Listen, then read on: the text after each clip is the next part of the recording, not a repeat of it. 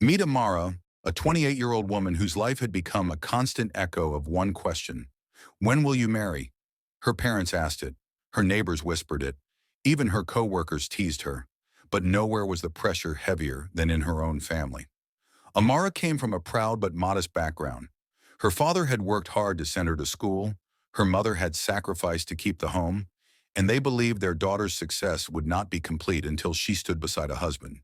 At first, Amara brushed it off with nervous laughter. It will happen when the time is right. But as the years passed, the laughter faded and the shame grew. The breaking point came at her cousin's wedding. The hall was decorated in gold and white, laughter and music filling the air. Families danced, guests feasted, and Amara sat quietly at a corner table, sipping juice while avoiding the stares of her relatives. Her wealthy aunt, Ngozi, swept toward her like a hawk spotting prey. Dressed in lace that shimmered under the lights, she fanned herself dramatically and said loud enough for half the table to hear, "Amara, my dear, when will it be your turn? Your younger cousin has married before you. Time is running fast." Heat rushed to Amara's cheeks. The table erupted in giggles. A cousin smirked. "Maybe she's too picky." Another whispered, "Or maybe no man wants her." The laughter stabbed her like knives. Amara's heart pounded. Without thinking, the words slipped out. "I already have a man." The table went silent. Aunt Ngozi's eyebrows shot up. "Oh, then where is he?" Amara swallowed hard, her mouth dry. He couldn't make it today. But you'll meet him soon." The aunt's lips curled into a smirk. "We shall see. Bring him to the family dinner next weekend. Then we will know if you're telling the truth." Amara forced a smile, but inside her stomach churned. The room spun with laughter and music, but all she could hear was the echo of her own lie. What had she done? A desperate woman, looking for a fake husband for hire, and it comes with a twist that no one saw coming. She thought she was hiring a stranger just to save face, but the man she chose turned out to be hiding the biggest secret of all. Sit down, relax, and grab your popcorns because you're about to watch a story that'll leave you breathless. And please don't forget to like, subscribe, and stay with me till the end. That night back in her small apartment, Amara paced the floor. Her cousin's wedding photos filled social media feeds, the comments full of congratulations. Meanwhile, her phone buzzed with messages from family members eager to meet her mysterious man. Her hands trembled as she buried her face in her pillow. She had a week to produce a husband, 1 week to turn a lie into something believable. Desperation pushed her toward a decision she never would have considered otherwise. The next afternoon, she sat at a cafe, staring blankly at her untouched plate. Couples laughed around her, clinking glasses, holding hands. Amara wanted to disappear. That's when she noticed him. A tall man sat across the cafe, dressed simply in jeans and a plain shirt. He wasn't flashy, didn't wear designer labels, but there was something about the way he carried himself. Quiet, self-assured, almost deliberate. He seemed out of place, like a man who didn't need to prove anything to anyone. An idea sparked in Amara's mind. Crazy, reckless, but desperate times demanded desperate measures. She rose, her legs trembling, and walked to his table. "Excuse me," she said softly. The man looked up, his eyes steady and curious. "Yes?" "I know this will sound strange," Amara began, her cheeks burning, "but I need a favor. A big one. I'll pay you for your time." He raised an eyebrow. "What kind of favor?" She took a deep breath. "I need you to be my husband. Just for 1 weekend. Pretend. Nothing more." The man leaned back in his chair, his lips twitching with amusement. "You want me to pretend to be your husband?" "Yes," Amara whispered, her voice breaking. "My family, they think I have someone. They want to meet him next week. If they find out I lied, the shame will kill me. Please, I just need you to play the part." For a long moment, he said nothing. He simply studied her, his gaze unreadable. Finally, he chuckled softly. "You're bold." Most women wouldn't dare ask a stranger that. Amara's heart pounded. "So, will you help me?" The man smiled faintly. "What's your name?" "Amara." He extended his hand. "Tunda." She shook it nervously, her palm clammy. "All right, Amara," Tunda said. "I'll be your husband. But only under one condition." Her breath caught. What condition? No lies about who I am, except being your husband. Whatever you think I am, whatever you want your family to believe, keep it simple. I'll play along, but I won't invent false stories. Amara nodded quickly, relief flooding her. Yes, that's fine. You don't know what this means to me. Tunda leaned back, watching her carefully. There was a flicker in his eyes she couldn't quite place, as though he knew more than he was letting on. She didn't know it yet, but the stranger she had just hired was no ordinary man. And when the truth came out, her world would never be the same. The following weekend arrived faster than Amara could prepare for. Her heart pounded as she stood outside her parents' house, tugging nervously at her dress. Tunda stood beside her, wearing the simple suit she had bought him at a discount shop. It wasn't designer, but on him it looked sharp, almost regal. You remember everything, Amara whispered, wringing her hands. He gave her a calm nod. Married 2 years, met at a friend's event. No children yet. I'm quiet, respectful. That's it. Good, she muttered. And, please, just try not to overdo it. My aunt will be watching like a hawk. Tunda's lips curved in a faint smile. Relax, Amara. I know how to play a part. The door opened and her mother appeared, her eyes wide with joy. Ah, my daughter. So this is your husband? Before Amara could respond, Tundi stepped forward smoothly, bowing his head politely. Good evening, Ma. It's an honor to finally meet you. He spoke with such confidence, such ease, that her mother beamed instantly. Come in, come in. Inside, the living room buzzed with chatter. Relatives filled every seat, food and drinks on every table. As soon as Amara entered with Tunde, the room fell silent for a heartbeat. All eyes turned to them. Her Aunt Ngozi's gaze was the sharpest.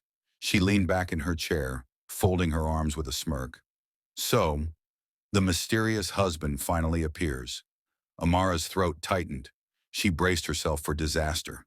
But Tunde stepped forward, his voice calm and steady. Good evening, everyone. Thank you for welcoming me into your family. Something in his tone silenced the smirk on Aunt Ngozi's face. It was respectful, yes, but it carried a weight, a quiet authority that made people listen. They sat and the interrogation began. So Tunda, one uncle asked, what do you do for work? Amara's heart skipped. They hadn't rehearsed this properly. She squeezed her palms, preparing for him to stutter. But Tunde didn't miss a beat. I work in logistics, import and export. It keeps me busy, but I always make time for family. Logistics? The uncle echoed, nodding. That explains your confidence. A tough industry. Yes, sir, Tunde replied smoothly. Amara stared at him, stunned. She hadn't told him to say that. How did he come up with it so easily? Her aunt leaned forward, eyes narrowed. And how exactly did you two meet? Amara opened her mouth, fumbling. We, at a friend's birthday party, Tunde interrupted gently, his smile warm as he glanced at Amara. She spilled juice on me. Spent the rest of the evening apologizing. By the time she stopped, I already knew I wanted her in my life. Laughter filled the room. Even her mother giggled. Ah, Amara! So clumsy. Amara's cheeks burned, but not from embarrassment, from shock. He told the story so naturally, as though it had really happened. Throughout the evening, Tunda charmed everyone. He carried her mother's heavy pot to the kitchen, complimented her father's garden, and even joked with the children, lifting one onto his shoulders with ease. Relatives whispered among themselves. He's well-mannered. He speaks with confidence. Amara was hiding a good man all this time. Only Aunt Ngozi remained skeptical. Her sharp eyes never left him. But even she was quiet, her usual mocking words swallowed by the calm force Tunda carried. Later that evening, when the relatives were distracted with food and laughter, Amara pulled him aside. What are you doing? She hissed. You're too perfect. You're going to make them suspicious, Tunde raised an eyebrow, amused. I thought the point was to convince them. Yes, but, she lowered her voice, you're not acting like a man I just picked from a cafe. You're too polished, too confident. His smile didn't fade. Maybe you underestimated me. Her heart thudded. She wanted to push further, to demand who he really was, but her aunt's voice cut through the air. Amara, bring your husband. We want a toast. She forced a smile, tugging Tunde back into the living room. As the evening ended, her parents couldn't stop thanking him. Her mother even whispered in her ear, "You've done well, my daughter. He is a good man." On the way home, silence filled the car. Amara glanced at Tunde, his profile calm against the streetlights. Finally, she blurted, "Who are you, really?" He turned, his eyes steady on hers. "I told you, Tunde, your husband." For one weekend, her breath caught. His voice was simple, but something about the way he said it made her wonder. He wasn't just a random man, and soon she would discover why. He wasn't acting like a random stranger she picked from a cafe. He was too smooth, too confident, too polished. She gripped the wheel tighter. "You didn't tell me you were so good at pretending." He chuckled softly. "I didn't know you expected me to fail." Amara's cheeks warmed. She looked away, her thoughts tangled. It should have been a relief, but Amara couldn't shake the unease in her chest. She replayed the evening over and over. The way Tunde spoke with such authority, the way he carried himself, shoulders squared, gaze steady, like a man used to commanding rooms. Nothing about him felt random. He didn't fumble, didn't hesitate. He had lied for her as though it came naturally. And that story he told about meeting at a birthday party? She hadn't fed him that line. He invented it on the spot, with details that sounded so real even she almost believed them. Who exactly had she brought into her life? The following evening, Amara sat in her small apartment, staring at her phone. Her stomach growled, but she couldn't bring herself to cook. Instead, her thoughts spiraled around Tundu.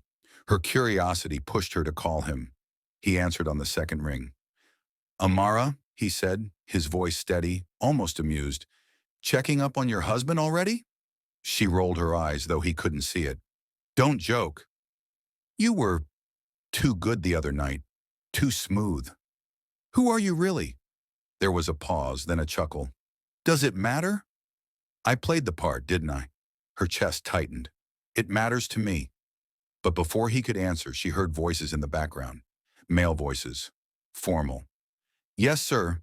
The transfer has been completed." Another voice. "The board meeting is confirmed for Friday." Amara froze. Tunda cleared his throat quickly, lowering his voice. "I'll call you back." The line went dead. She stared at her phone, her mind racing. Transfer? Board meeting? Those weren't words of a man struggling to survive. Those were words of power. The next day, suspicion gnawed at her until she couldn't resist. She decided to follow him. She knew his routine, or so she thought. She'd seen him leave the cafe where they first met, and she assumed he lived nearby. So she waited outside the cafe, her heart pounding. Sure enough, he appeared in a crisp white shirt, his steps steady, a leather folder tucked under his arm. He didn't notice her. She trailed him carefully through the busy streets. But instead of heading to some modest apartment, Tunde walked straight into one of the tallest skyscrapers in the city, the Adeyemi Towers. Amara stopped dead, her breath catching. Adeyemi Towers wasn't just any building. It was the headquarters of one of the largest conglomerates in the country. Only top executives and billionaires walked through those doors. "What are you doing here?" she whispered to herself, panic rising in her chest. She hovered outside, her mind spinning. Then she saw him again, stepping out of the lobby, surrounded by two men in suits. One carried a tablet, the other whispered updates as they walked. Tunda nodded calmly, like he belonged.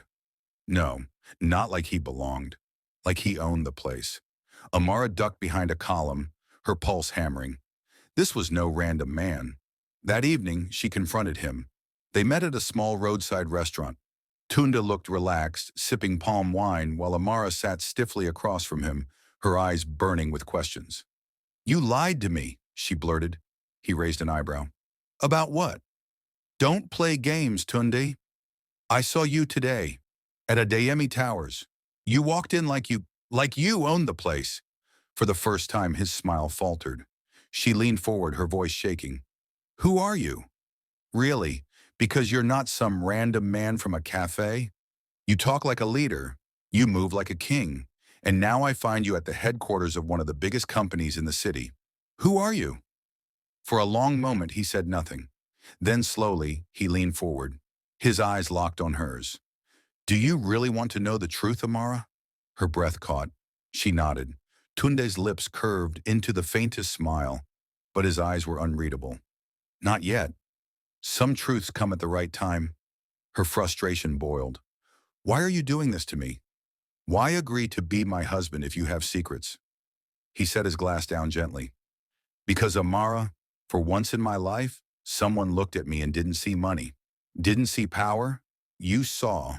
And I wanted to see what that felt like. Amara's heart thudded painfully. She opened her mouth to respond, but no words came. Tundi stood, placing a few notes on the table. When the time is right, you'll know who I am. Until then, trust me or walk away. With that, he left the restaurant, his figure disappearing into the night, leaving Amara with more questions than answers. And for the first time, she realized she wasn't just tangled in a lie anymore. She was tangled in something much deeper and much more dangerous. The days after their confrontation were a blur for Amara. Tunda's words haunted her. For once in my life, someone looked at me and didn't see money, didn't see power. You saw just a man. What did that even mean? Was he rich? Powerful? If yes, why pretend to be ordinary? Why agree to her ridiculous scheme? Her questions had no answers, and Tunde wasn't making it easier. He kept his distance, no longer lingering with her after family gatherings. He didn't call, didn't explain. And yet, whenever her family asked about him, he appeared, steady, convincing, a husband no one could doubt. It drove Amara insane. Then came the invitation. Her aunt Ngozi, still hungry to outshine everyone, dragged her to a charity gala at one of the city's most luxurious hotels. Come, Amara, she said with a smirk. You will learn how real men spend their money.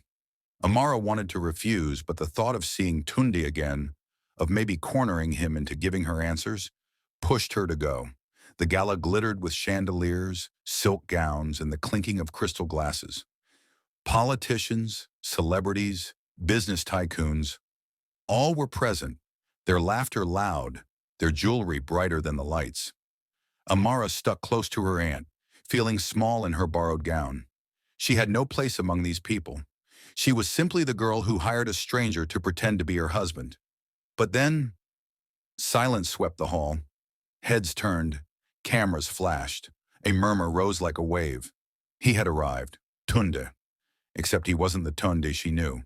He walked into the hall dressed in a tailored black tuxedo, his steps confident, his gaze sharp. Behind him trailed assistants, aides, and security guards, each moving with precision. The room buzzed with recognition. That's Tunde Adeyemi, the heir to the Adeyemi Group. A billionaire. The real deal. Amara's breath caught. Her legs wobbled. Heir? Billionaire? Adeyemi Group? She clutched her aunt's arm, trembling. You know him. Her aunt's eyes gleamed with greed. Know him. Everyone knows him. His family owns half this city. Factories, banks, oil. That man is untouchable. Amara's chest squeezed so tightly she could barely breathe. She wasn't looking at a stranger anymore. She was looking at one of the wealthiest men in the country, the man she had hired in desperation to pretend to be her husband. And now, the whole world was bowing before him. As Tunde moved through the crowd, people flocked to him, shaking his hand, flattering him, laughing at his every word. He nodded politely but carried himself with the air of a man used to attention, yet not enslaved by it. Amara's aunt nearly fainted. This is the man you call your husband? She whispered fiercely. Why didn't you tell me? Do you understand what this means? Amara's mind spun. She couldn't speak. Tunde's gaze swept the hall and landed on her. For a heartbeat, the noise around them faded. His eyes locked on hers, steady, unflinching. A knowing smile tugged at his lips. Then, to the shock of everyone watching, he began walking toward her. Gasps echoed. People whispered furiously. He knows her. Who is she? Amara's heart hammered as he stopped before her. Amara, he said softly, though his voice carried enough for those nearby to hear. Her aunt nearly dropped her champagne glass. You know her? Tunda turned calmly. She is my wife. The hall erupted. Phones flew out. Cameras flashed. Voices overlapped in chaos. His wife? Impossible. She's just a... No, it must be true. Amara's knees threatened to give way. Tunda, she whispered, her voice trembling. Why didn't you tell me? He leaned closer, his words meant for her alone. Because I needed you to see me without the gold and the crown. To see me as a man first, not a billionaire. Her eyes filled with tears, her chest aching. She wanted to scream, to laugh, to collapse. But all she could do was stare at him, stunned beyond words. Her aunt, meanwhile, was grinning like a queen. My dear Amara, you didn't tell us you married into royalty. She turned to the crowd, her voice dripping with pride. Didn't I always say my niece had good taste? The same aunt who once mocked her was now basking in her glow. Amara felt dizzy. This wasn't how she planned her lie to end. It had spiraled into something she could no longer control. The man she thought was just a random stranger was the fallout heir to an empire, and now her life would never be the same. The gala ended in chaos. Guests still whispered long after Tunde left the hall with his entourage. Journalists rushed to file their headlines. Tunde Adeyemi's secret wife revealed. Social media exploded with photos of him standing next to Amara, his hand brushing hers, his voice declaring, "She is my wife." But while the world buzzed, Amara's heart was in ruins. She lay awake that night, staring at the ceiling of her tiny apartment. Her phone buzzed nonstop with calls and messages. Friends demanded answers, cousins begged for introductions, even strangers slid into her inbox. Everyone wanted the story, except Amara didn't have one. She didn't understand it herself. Why didn't he tell me? The question gnawed at her. She thought of their first meeting. Him in that plain shirt, sipping coffee like a man with no worries. He let her believe he was ordinary. He let her hire him like a stranger. And all along, he was a billionaire. The next morning, her parents called. Amara, her mother cried, her voice trembling with excitement. Why didn't you tell us you married into wealth? We have been worrying for nothing. Our daughter has made it. Amara pressed a hand to her forehead. Mama, it's not like that. Her father's voice thundered through the phone. You must bring him here at once. Let us thank him properly. This is no ordinary man, Amara.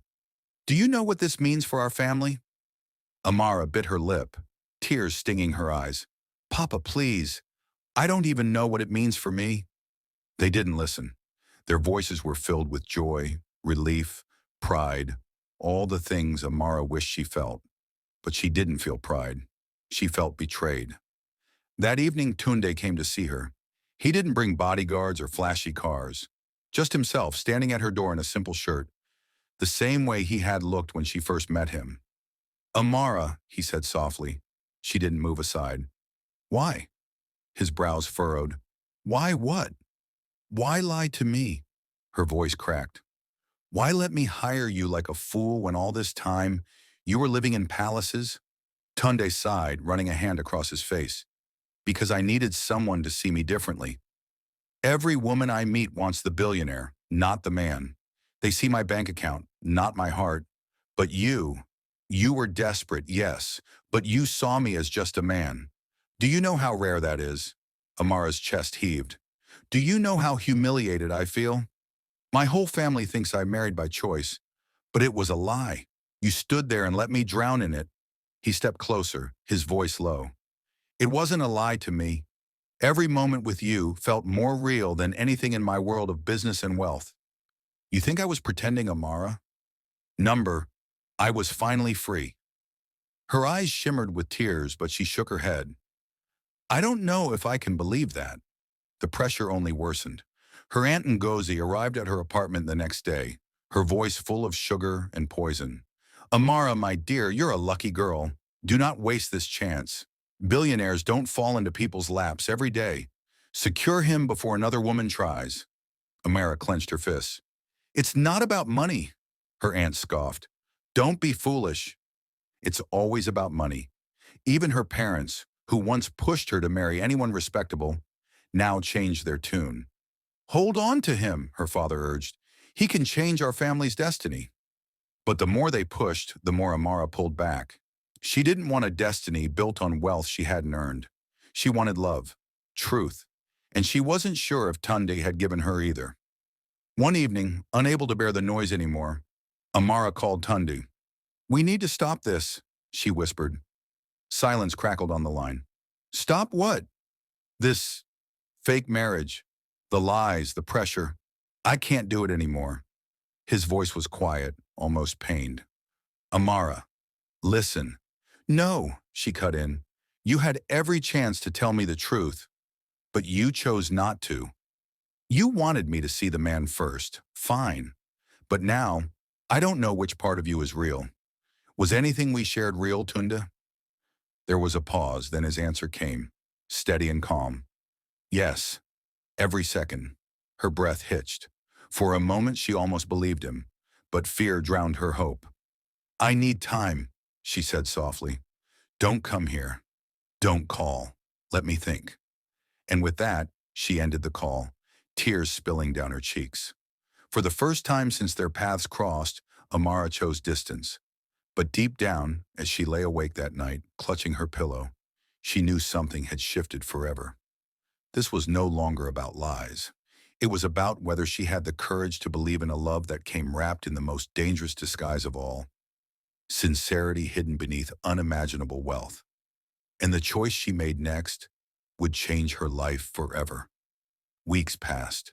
The noise of the world grew louder, but Amara's apartment stayed quiet. Newspapers screamed headlines about her. Blogs speculated. Social media spun stories. The billionaire's secret wife. From maid's quarters to mansion. Lucky or cunning. Her phone buzzed constantly, but she ignored it. She had shut Tundi out, cut him off, locked the door of her heart. Yet every night, when the lights dimmed and the city outside buzzed with life, her mind replayed his words. "For once in my life, someone looked at me and didn't see money, didn't see power. You saw just a man." She wanted to believe him, but belief required trust, and trust was the one thing she wasn't sure she could give.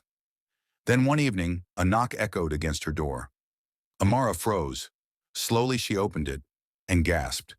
Tunde stood there. Not in a tuxedo, not flanked by bodyguards, not stepping out of a limousine. Just Tunda. Plain shirt, simple jeans, a small bag in his hand. "Amara," he said softly. Her throat tightened. "I told you not to come." "I know, but some silences are worth breaking." Before she could protest, he held out the bag. Inside was fresh fruit, bread, and medicine. "For your mother," he said. I remembered. Amara's chest squeezed. No billionaire gesture, no diamonds, no cars. Just the simplest form of care. "Why are you here, Tunde?" she whispered. He met her eyes, steady and unflinching. "Because I don't want to be the billionaire in your story. I want to be the man in your life." Her breath caught. He stepped closer. "When I walked into your life, you didn't know who I was. You didn't care about my money, my power, my name. You cared about survival, about dignity. And in that moment, you saw me clearer than anyone ever has." Her eyes burned with tears. "Then why didn't you tell me?" "Because I was afraid," he admitted, his voice raw. "Afraid that if you knew the truth, you'd treat me like everyone else does. Like a prize, not a person. I wanted one thing in my life that wasn't touched by gold or lies. That's what you gave me." Amara's tears spilled. She looked at him, truly looked, and saw not the billionaire, not the headlines, not the empire, just Tunda. A man who had sat with her family, eaten from her mother's pot, carried her shame without mocking her. And for the first time in weeks, she let herself smile. Their reconciliation wasn't instant. It took days of conversations, long walks under streetlights, nights spent sharing truths instead of hiding them. Tun stripped away the mask piece by piece. He told her of his childhood, of the weight of his family name, of the loneliness that came with wealth. And Amara told him of her fears, of lies, of humiliation, of being swallowed by a world she didn't belong in. Together they built something new, not wealth, not pretense, but honesty. Months later, when Tundi finally proposed, it wasn't at a gala or a skyscraper rooftop. It was in Amara's family home, in the same small living room where her aunt once mocked her. Tunde knelt before her father, his voice strong but humble. "Sir, I love your daughter. Not as a billionaire, not as an heir, as a man who found his peace in her. I ask for your blessing to marry her." Her father's eyes glistened as he placed a hand on his shoulder. "You have it, not because of your name, but because of your sincerity." Amara's mother wept, clapping her hands in joy. Even Aunt Ngozi was silenced, her usual sharp tongue useless in the face of a love that had conquered every doubt. And when Amara said yes, it was not desperation or fear that drove her words. It was certainty. Their wedding was nothing like the gala reveal. No flashing headlines, no endless gossip. Just family, close friends, and the steady promise of truth. As Amara walked down the aisle, her veil floating, her heart steady, she thought of the path that had brought her here. The lie at her cousin's wedding, the random man at the cafe, the secret phone calls, the betrayal, the reveal, the fallout. It all led to this. At the altar, Tunda took her hands, his gaze locked on hers. "Amara," he said softly, "I once let you hire me to be your husband. Today I choose it freely, no pretense, no secrets, just us." Her tears fell freely as she whispered back, "And I once thought you were just a stranger. Today I know you are my home." When they kissed, it wasn't wealth that sealed their union, but truth. And that, my friends, is the power of sincerity. Amara thought she was weaving a lie, but instead she found a love strong enough to survive even the harshest truth. Remember this: wealth may impress, but only honesty sustains. If this story touched your heart, share it with someone who needs hope, subscribe for more unforgettable tales, and tell me in the comments, would you have trusted Tunda after discovering his secret?